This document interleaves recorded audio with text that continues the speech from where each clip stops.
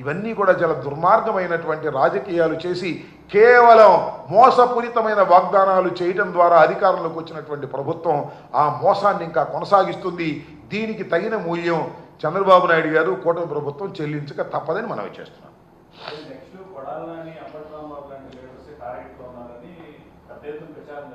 మేము వింటున్నాం, మేము రెడీగా ఉన్నాం, మేము ట్రైన్ అవుతున్నాం. కొడాలి నాని గారు, అంబటి రాంబాబు గారు, వాళ్ళు వీళ్ళు చెప్తున్నారు లిస్టు దేనిలో సోషల్ మీడియాలో. We're face it. అసలు డెబ్బా రాజకీయాల్లో ఉండాలంటే జైలుకి వెళ్ళడానికి సిద్ధంగా ఉండాలి అని మేము నిర్ణయించుకున్నాం. We're ready for it. తప్పో రైటో అంతిమంగా ప్రజలు తేలుస్తారు. నేను మనవి చేస్తున్నాను బ్రదర్, ఇవాళ ఇంతమంది మీద కేసులు పెట్టారు కదా, ఒక్కటి రుజువు అయితే చెప్పండి నాకు. 4 సంవత్సరాల తర్వాత 5 సంవత్సరాల తర్వాత నేను ఇవాళ ఛాలెంజ్ చేసి చెప్తున్నా, ఆల్ ఆర్ ఫాల్స్ కేసెస్ పెట్టి మమ్మల్ని ఇప్పుడే భయపెట్టాలనుకుంటున్నారు.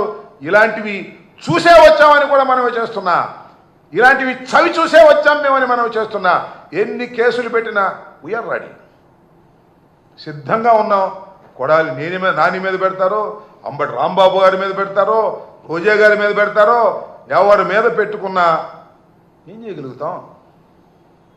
We are facing it. పిల్లిని గదిలో పెట్టి కొడితే ఏమైంది?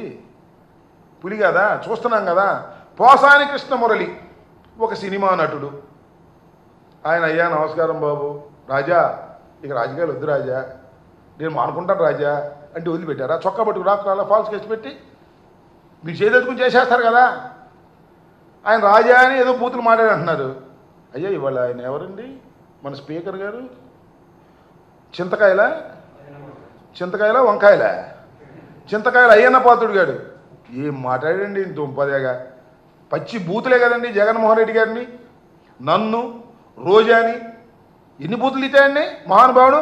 ఆయన మాత్రం స్పీకర్, బ్రహ్మాండమైనటువంటి స్పీకర్ అవ్వచ్చు. పోసాని కృష్ణమూర్తి ఏమైనా తిట్టాడు, లోపలేసి 15 ఏళ్ళు తిప్పుతున్నారు. ఏం పోయే కాలం వచ్చింది? ప్రజలు గమనించట్లేదా అని అడుగుతా ఉన్నా. ఎవ్రీథింగ్ ప్రజల బుర్రల్లో ఉంటాయి, గుర్తుపెట్టుకోండి. ఓటేసే రోజున దుర్మార్గంగా వ్యవహరిస్తున్నారు, అన్యాయంగా కేసులు పెడుతున్నారు, అక్రమంగా అరెస్ట్ చేస్తున్నారు, అక్రమంగా కోర్టుల చుట్టూ తిప్పుతున్నారు. దీనికి మూల్యం చెల్లించక తప్పదు. ఎవరు అందరికన్నా ముందు మూల్యం చెల్లించాల్సింది అదే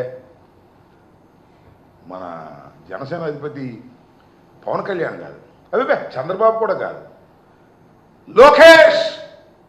గుర్తుపెట్టుకో, వీళ్ళందరి బాధితులు, వీళ్ళందరి బాధితుల భార్యలు, ఈ అందరి బాధితుల కుటుంబాలు నీకోసమే ఎదురు చూస్తున్నాయి. లోకేష్, ఎర్ర బుక్కు రాశావు కదా, ఆ ఎర్ర బుక్కుకి ప్రతిఫలం నీ జీవితంలో అనుభవించక తప్పదు. గుర్తుపెట్టుకోమని మనం చేస్తున్నా. ఇవాళ నేను పెద్దవాడిని చెబుతున్నా, ఇంకా 4 years అగబ్బాయి బ్రదర్, 4 years ఇంకెక్కువ ఏం అవసరంలా. దీనికి మూల్యం నువ్వు చెల్లిస్తావు. చెల్లించే విషయాన్ని ప్రజలు చూస్తారు. గుర్తుపెట్టుకోమని మనం చేస్తున్నాం.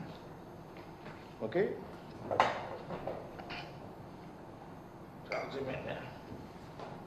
ఇచ్చాడు, కేటాయించాడు, కానీ డబ్బులు ఇవ్వాలి. చీటింగ్ కాదని అంటున్నా. ఇవాళ మళ్ళా చంద్రబాబు నాయుడు గారు ఇవాళ బడ్జెట్లో పెట్టాడు. ఎంత పెట్టాడండి? 8,278 కోట్లు పెట్టాడు.